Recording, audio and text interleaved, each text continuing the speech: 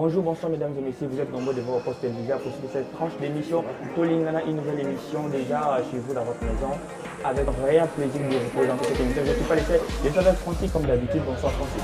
Bonsoir mon cher ami. Comment est-ce aujourd'hui? Je me porte plutôt bien grâce à Dieu et on avance quand même. On avance quand même pour le même secteur. Nous avons premièrement la CAN, la Coupe d'Afrique des Nations, cette 10e compétition africaine qui va se jouer en Égypte. Nous aurons à en parler. Et deuxièmement, nous aurons à parler de l'équipe nationale de la République démocratique du Congo. Et puis troisièmement, nous aurons à brosser de la dynamique. Et puis à la fin, le fait divers. Francis, quelques mots pour ce menu?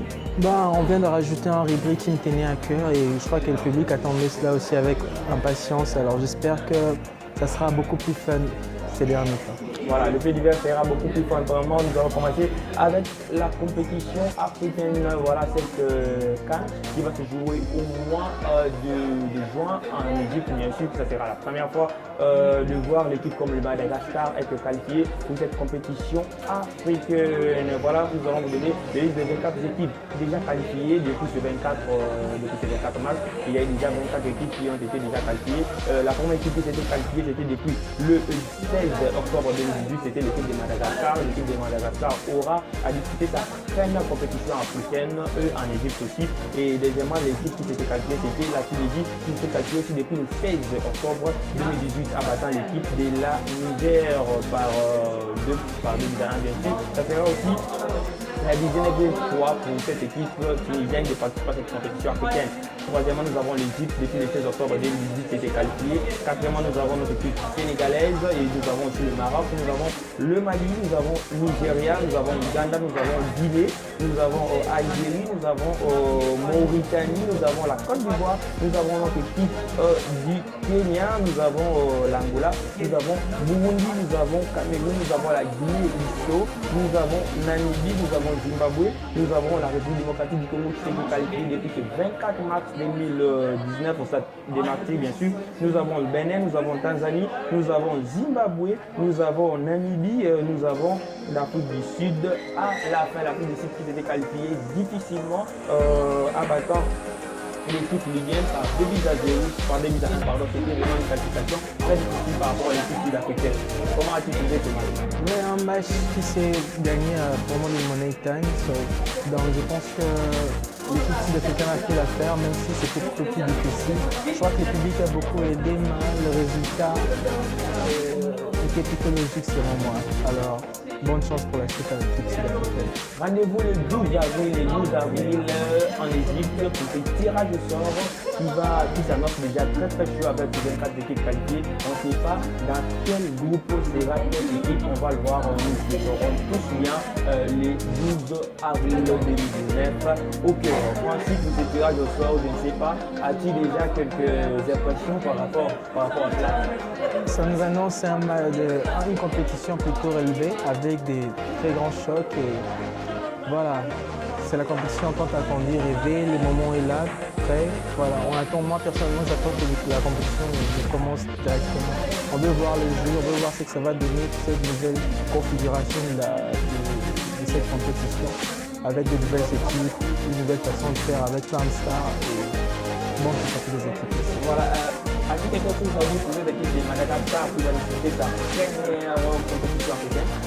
Non, voilà, ça sera sa première compétition, alors nous essaierons de voir ce que ça va donner avec l'équipe qu'il a. On ne sait pas trop à quoi s'attendre, mais vu le spectacle qu'on a eu pendant les phases qualificatives, on espère que ça donnera quelque chose de beau.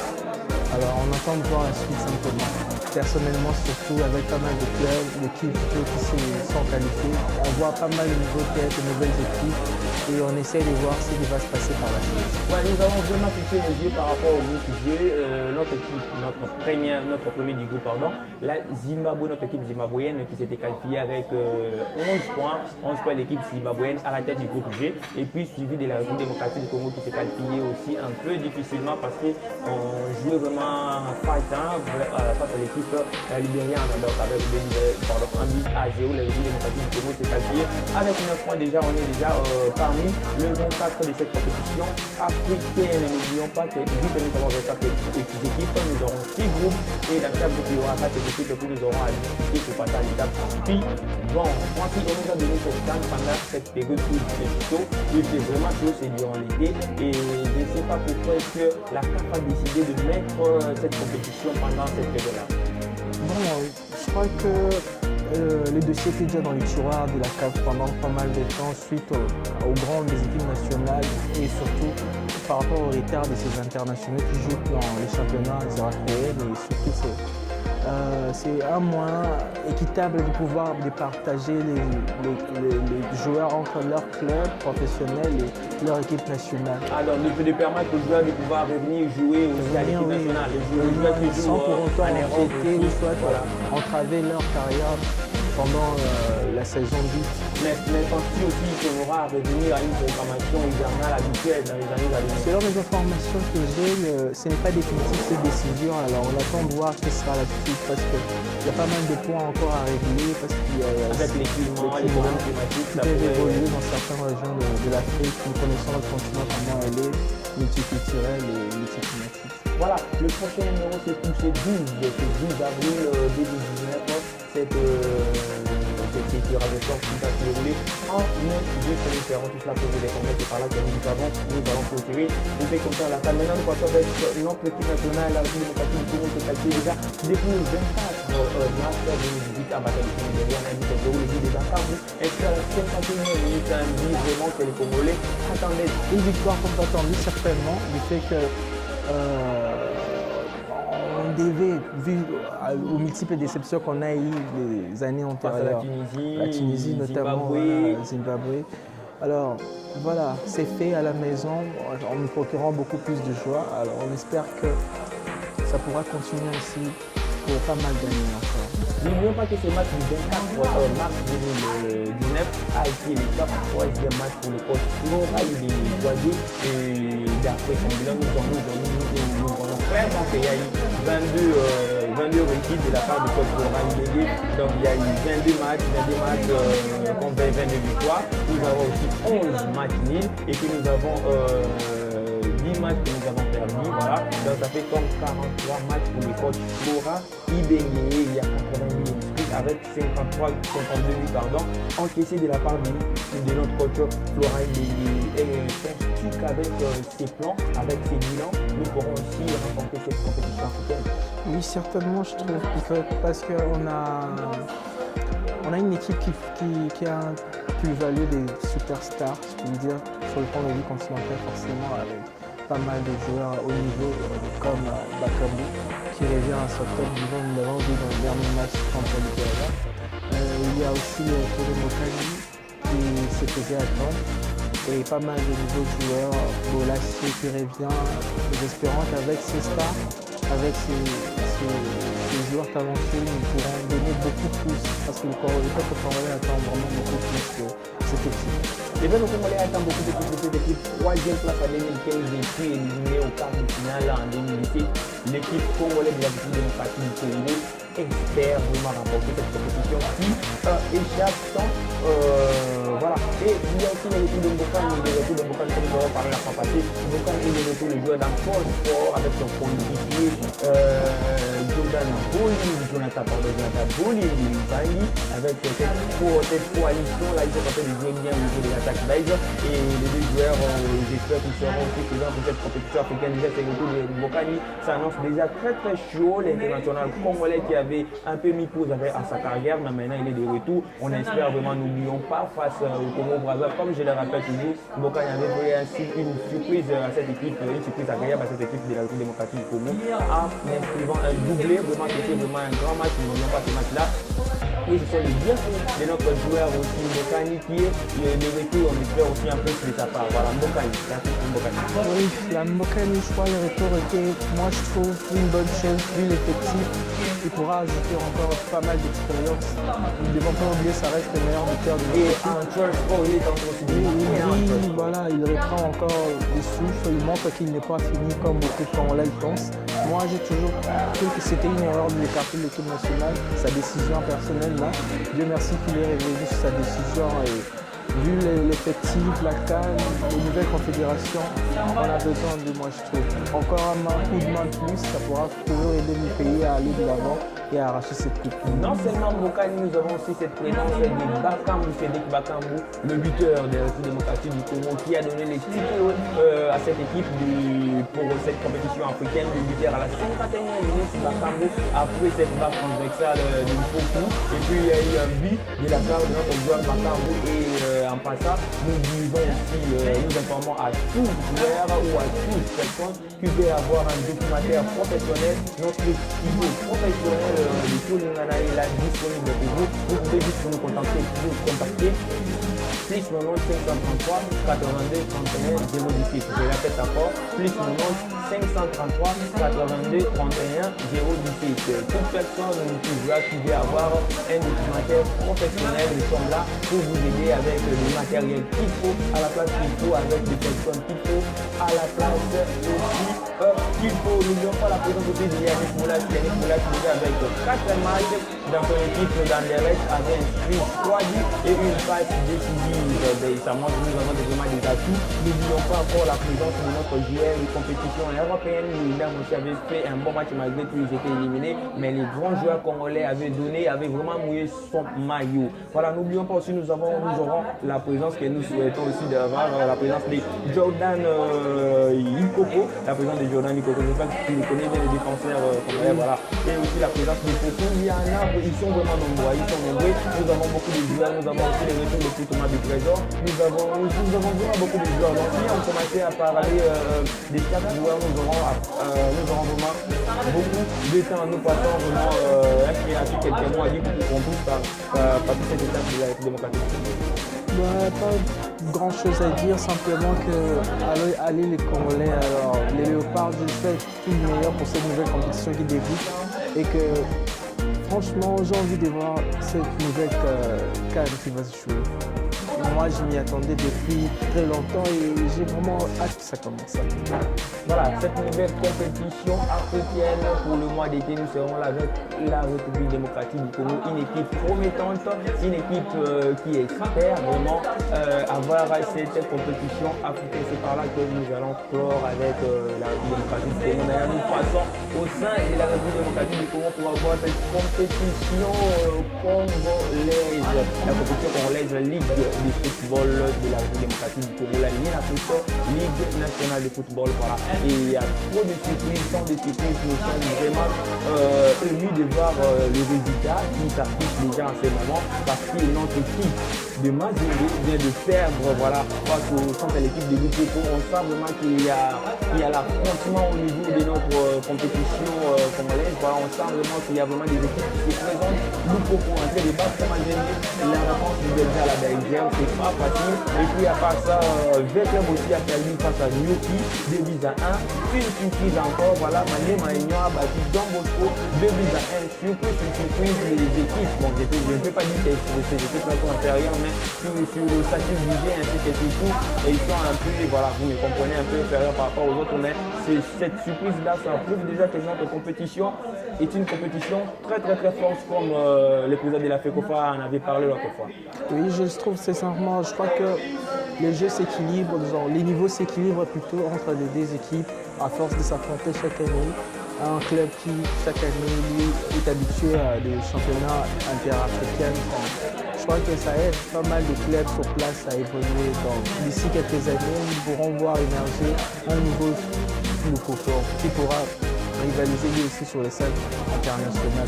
Voilà, Maniema Union bat Don Bosco par 2-1, Lupopo bat Tiki Mazembe par 1-0, puis Nyoki bat l'Asvel Club par 2-1. Au classement provisoire, 25 matchs joués pour l'Asvel Club avec 65 points, 23 matchs joués pour le tout-puissant Mazembe avec 64 points, Desampe 26 matchs joués, 54 points, 25 matchs joués pour AS Maniema, 50 points, Et puis 24 matchs joués pour Saint-Éloi Lupopo avec 35 points. 26 matchs joués pour Yoki avec 34 points. Dauphin Noir, 24 matchs joués avec 34 points. Et As Rangers, 23 matchs avec 33 points. 24 matchs joués pour Don Bosco avec 32 points. 25 matchs joués pour Renaissance avec 31 points. Sana Balende, 24 matchs joués, 30 points. 24 matchs joués pour Vivachi Sport avec 24 points. Montbleu, 21 matchs joués, 19 points. Dragon, 24 matchs joués, 11 points à la fin. Murano, 30 matchs joués, 4 points. Murano a encore à faire beaucoup d'efforts pour pouvoir hausser la marque. Certainement, oui, avec cette situation, rien ne s'arrange jusque-là. On ne sait pas, peut-être qu'il mérite cette place-là, certainement, vu le jeu qu'il produit. Même si nous lui souhaitons qu'il puisse faire un peu plus d'efforts pour éviter cette relégation qui est jusqu'alors encore évitable. Alors, nous espérons mieux prochainement pour lui. Voilà, coup des chapeaux aux autorités de notre pays, aux autorités footballistiques aussi de notre pays. Voilà, coup des chapeaux parce qu'on sent vraiment l'affrontement, on sent la présence des équipes dans cette compétition congolaise dans notre ligue de la République démocratique. On sent l'affrontement malgré de perdre vraiment avec face à cette équipe de Lupopo. Voilà, c'était une surprise. Voilà, et aussi Nyoki battre la Civita Club qui s'incline vraiment difficilement face à notre équipe de Nyoki. Mais c'est vraiment voilà, une surprise. Voilà, comme je pourrais encore le redire. Voilà, et c'est par là que nous finissons avec la ligne à nous allons passer au fait divers. Aussi, quelques faits divers. Oui, comme fait divers, nous avons les éliminations du calendrier de la Ligue d'Afrique qui détaillent certains matchs, notamment sur le classico entre l'AS Club et l'équipe de Muzemba Gilbert. Le classico contre le Club Congolais de Victor Nani. À part ça, qui aura lieu normalement, qui devait avoir lieu le 30 mars, mais qui aura lieu le 20 avril à cause des violences qui ont émaillé le rencontre entre le FC Défense et le Club du Et puis nous avons le derby chinois qui aura lieu le 7 avril. Ouais, la rencontre historique. Et puis nous avons le phase des groupes de la Coupe du Congo qui débute le 21 avril au 5 mai. Et puis cela, nous avons la rencontre des dames, l'équipe nationale de football dames qui a joué un match amical contre le Rwandais, l'équipe nationale rwandaise qui s'est soldée par un match nul. Autre formation d'hiver, nous avons les jeunes de la Ligue 23 qui s'est qualifié pour le prochain tour, malheureusement en perdant à Rabat face au Lyon de la classe, 1-0. La victoire de qualification était déjà assurée par 2-0 à l'aller à Kim. Et je crois que là-bas, ils sont battus pour essayer de maintenir la ligne enfin qu'ils puissent. Comme dernière info, nous avons la qualification des jeunes de la U23 pour la CAN de leur niveau. Malheureusement, s'inclinant à Rabat contre le Lyon de la classe par 1-0. Même s'ils avaient déjà fait le milieu à Kinshasa en battant 2-0, c'est ainsi qu'ils sont tous qualifiés pour le prochain tour. Et ainsi, pour le crack des cracks, nous avons ajouté un autre rubrique qui est celui du divers international, d'où nous parlons des infos, mercato, tout ce qui agite le monde du football de manière internationale dans les clubs d'ici et d'ailleurs. Comme première info, nous avons pu recueillir Israël de Matri qui, selon le journal AS, tente de recruter les jeunes Tanguy Dobele de Lyon. Et puis le défenseur Koulibaly de Napoli, suite aux rumeurs selon lesquelles il souhaite véléiter le joueur Varane qui tentait de se créer d'autres objectifs. À part ça, nous savons que le départ de Lucas Hernandez, le champion du monde français, est acté déjà au Bayern, il quitte. Et nous souhaitons bonne chance. De toute façon, nous savons que les clubs français ont toujours réussi dans le championnat bavarois. Comme dernière info internationale, nous savons que le coach Ole Gunnar Solskjaer de Manchester United a prolongé les 3 ans. Les gens de Montpellier ont décidé de lui faire confiance encore pour 3 ans parce qu'ils ont apporté plus. Il a apporté plus à cette équipe que beaucoup de ses coachs prédécesseurs avant lui. Donc nous souhaitons bonne chance et on se retrouve pour la suite pour de nouvelles infos. C'est pas mal de trucs à vous dénicher ces derniers temps. Merci. Voilà, merci beaucoup Francis pour ce fait divers. Voilà, nous sommes arrivés à la fin de notre émission. Ce soir, c'est Tolingana, votre émission. Voilà, votre émission sportive qui est toujours là. En actualité, Tolingana n'est pas seulement pour le sport, mais ici, il y a Tolingana partie musique et ici, ainsi que d'autres parties. Voilà, nous appelons aux sponsors, tout le monde qui veut sponsoriser cette émission. Vous êtes le bienvenu. N'oubliez pas de commenter, de nous donner vos commentaires parce que nous en avons besoin. Ça va nous aider à increase, à augmenter notre niveau. Voilà. Et n'oubliez pas aussi de vous abonner, n'oubliez pas aussi d'aimer, de partager les liens ainsi que tout pour que cette émission soit vraiment as soon as possible, share par tout le monde. Moi, son numéro c'est plus mon nom, 533 82 31 018. L'émission passée avait eu une petite erreur par rapport au numéro, mais nous venons de la ranger déjà. Plus le montant 533 82 31 018. Par normal ou par WhatsApp, juste le même numéro, vous allez nous vendre pour vos besoins de publicité ainsi que autres. Nous sommes là et les sponsors, nous faisons toujours appel à vous parce que l'émission elle est là disponible pour vous accueillir. One Service Travel, une agence de voyage qui vous aide pour vos projets d'études à l'extérieur de la République démocratique du Congo. One Service Travel est là disponible pour aider les étudiants qui souhaitent bien sûr étudier à l'extérieur du pays. L'agence de voyage One Service Travel est là. Contactez juste notre numéro, nous vous donnerons plus de détails sur ça. Francis, nous sommes arrivés à la fin, un dernier mot. Ouais, je remercie Dieu et nous espérons vous retrouver pour la prochaine numéro et surtout, je remercie quelqu'un de spécial pour moi qui est Jeanne Tumbi. Merci pour. À la prochaine. Voilà, ça a été vraiment un réel plaisir pour moi de vous présenter cette émission avec notre frère Francis. Voilà, n'oublions pas cette affiche pour la CAN. Le 12 avril, il y aura tirage au sort en Égypte. Et pour tout joueur ou toute personne qui va avoir un documentaire professionnel, juste contactez-nous plus 90 533 82 31 017. Ou toute personne qui va avoir une visibilité par rapport à son travail, par rapport à son entreprise ou quoi, notre studio Tolingana, une équipe professionnelle est là pour vous offrir un service de qualité. Voilà, nous sommes arrivés à la fin de cette émission. Nous remercions et nous remercions tout le monde et nous vous remercions encore une fois de plus pour tout ce que vous avez fait de faire pour nous. Et merci et bonne journée. Tolingana.